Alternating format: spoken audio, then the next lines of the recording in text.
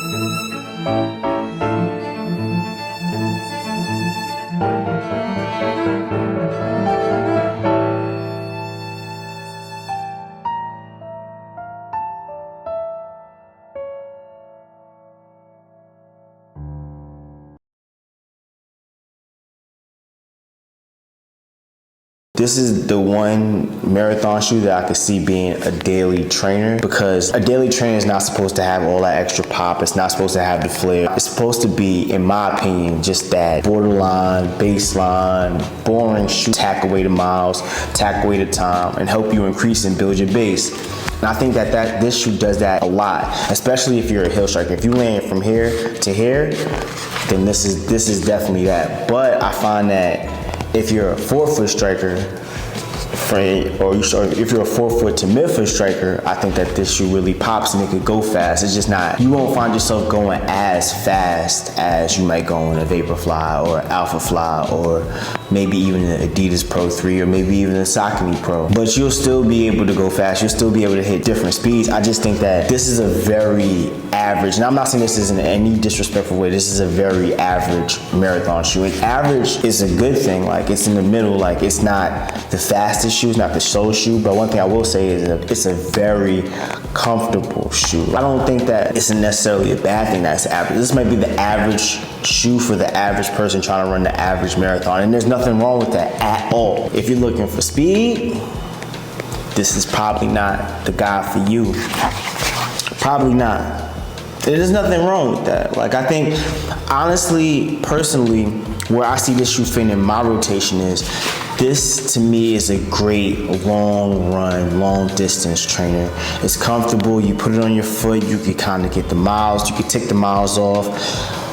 When I wore it for the 2 weeks of my marathon training, I definitely realized that in that second week, at the first week it was like hype. You know, you first get a shoe, you like hype, like, oh yeah, I can't wait. So you just on like this high. But then after the first run, the second one, the third one, by the fourth one, you're like, it's either that you love what you're doing and you're like, oh, I can't wait to get out there and put those on, or you're kind of just like, man, I'm waiting to get on to the next, so I gotta go back to like my favorite shoe. That's usually how it is for me. If I really like a shoe, it's hard for me to take it off and put it in the closet and wait for it to come back, because I don't want to run it, I don't want to wear it out. Like, when I got the Alphafly 3, I was kind of like, yo, I want to run in this every day, like, I don't even care. And even if you look at my stats on my Strava, it was like, yo, your fitness here was something crazy, because my heart rate was lower. Everything was just crazy on that.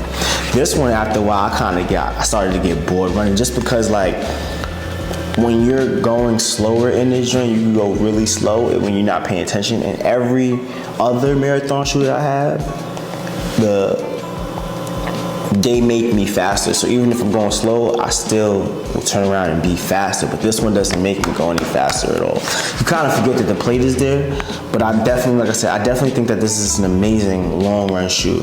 Like, this is the joint I would probably put on. I'll probably do my workouts in. If I gotta run 16, 17, 18, 19, basically anything 10 and above, I feel comfortable and confident I could do it in this joint. Enough room in the toe box. If I could just go through the shoe real quick. So we can start with the outsole. I think the outsole is really good. As you can see, like, it has not too much wear and tear on it. Not too much wear and tear I put about 90 miles on this.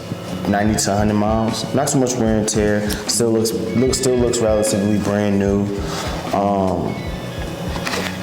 I had no complaints in terms of slipping. I feel like and I ran in this in the rain and stuff like that. I didn't feel like I was about to fall at any time. I think this is great for that. The outsole, I gotta give it a standard. You can give it a B+. The midsole, I think, is it's very responsive. Yeah, it's super responsive. I have no complaints about the midsole. I really enjoy it, especially on those long runs. My legs don't feel quite beat up, but then I also have to push in this shoe to really run fast, and I found myself not running that fast in it. So nothing about the midsole. I probably give it a B-. I think where this shoe is really great is the upper. The upper to me is one of the most comfortable uppers you'll find on a race day shoe.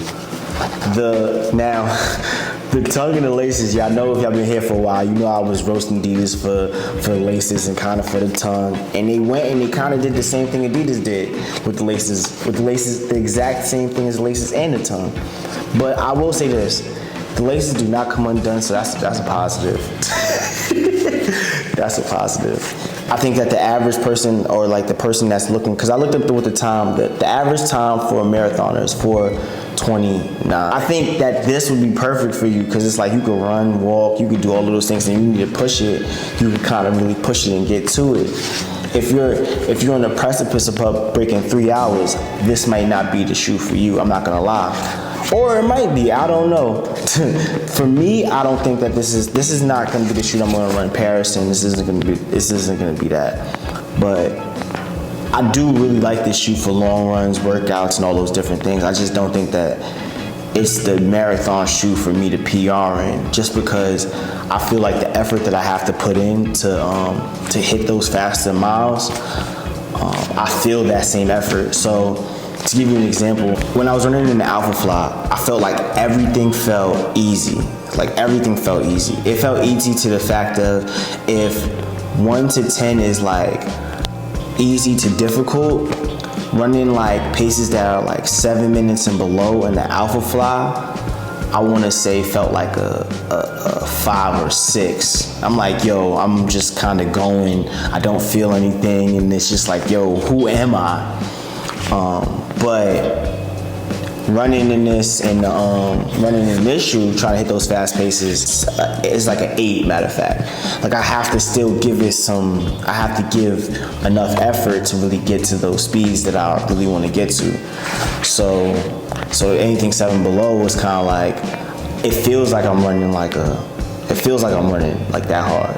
And I don't know that I don't personally want that for my marathon shoe. I want my marathon shoe to give me a little bit extra magic and push. There's that. But like I said, overall, I think that if you're a person that's just looking for a shoe, not even just to run marathons, like if you want to just grab a shoe that looks really nice and go out there and run tons of miles, and your legs won't feel terrible after, you won't feel beat up, you'll feel good, I think that this is definitely the one for you. Your toes aren't gonna rub, you're not gonna feel any discomfort here or discomfort here, you're not gonna get any shit, you're not gonna get any blisters or anything from the rubbing, because the upper they did it so well and so soft. So I definitely think that that's worth the investment. The only thing is, $250, I think that they priced this joint a little too high. I think At 225, this would have been a killer, because then at 225, it's not even close to being as expensive as the Alphafly or the Vaporfly, which to me right now got it. I'm not even gonna lie to you, they got it. Those are just the ones.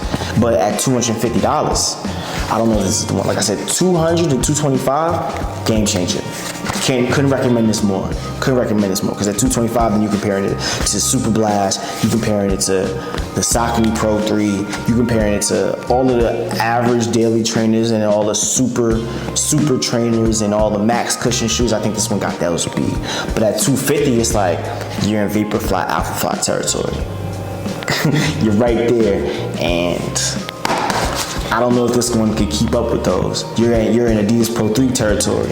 I don't know if this one could keep up with those. I don't know if this is a podium. Like I said, I don't think I'm a PB in it. I think overall, I think it's great. I just think it's very okay. It's like a just okay marathon shoe. There's nothing wrong with that. Like, that's why I say, like, this to me would be my perfect long run daily trainer. I think that's if you're in the market for a long run shoe, maybe you don't really do marathons like that, you want something that's fairly comfortable. I want to see how this compares to that new Hoka shoe that just released, the Cilio, or however you pronounce that joint. That new Hoka like road racing shoe. I think I'm interested to see how those will compare, and I really want to compare those two, but I don't think this compares to the Alphafly, the Vaporfly, any of those things like that. I'm also interested to see what the Rebel is going to feel like with the new foam, and the new Super Comp trainer is going to feel like. But this to me feels like one of those, this Super Comp feels like the Super Comp trainer to get you right for your marathon. You can run the marathon in it, of course, but it feels like the shoe to get right in the marathon. Because like I said, this thing is really comfortable. Like, this is the most comfortable marathon shoe I think I've ever ran in. Life is very fragile. Live your life to the fullest. Go out there, live every day like it's your last. Go run as many miles as you can. Try to find something that makes you happy and sustain that. And